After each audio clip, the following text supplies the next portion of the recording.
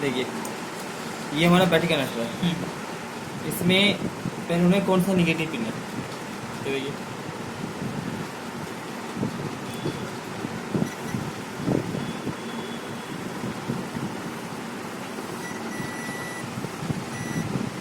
ये निगेटिव है, ये हमारा पॉजिटिव है, ये निगेटिव है। यहाँ से कॉइल देखो, कॉइल कॉइल से रेजिस्टेंस देखो है। उसके बाद इससे जो आईसी बीप मारेगा ना वो चार्जिंग आईसी बन जाएगा। ठीक, ये तो हो गया हमारा चार्जिंग आईसी, इसको चेंज कर देंगे। लेकिन लाइट जाते ही लैपटॉप ऑफ हो रहा है, तो इसका आउटपुट मॉसफेट कौन सी है, जिस मॉसफेट के ये ड्रेन कनेक्ट होगा। अब देखिए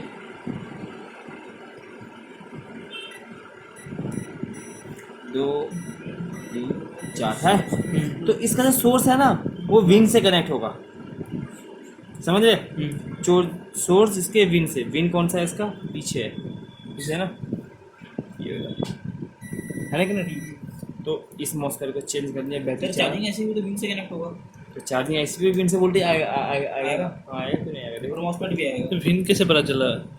विन अभी हमने ढूंढा नहीं था क्या, आप भूल जाते हो, प्रैक्टिस हाँ। नहीं करोगे तो ऐसे भूलोगे। ये विन हमारा यहाँ से वोल्टेज आएगा।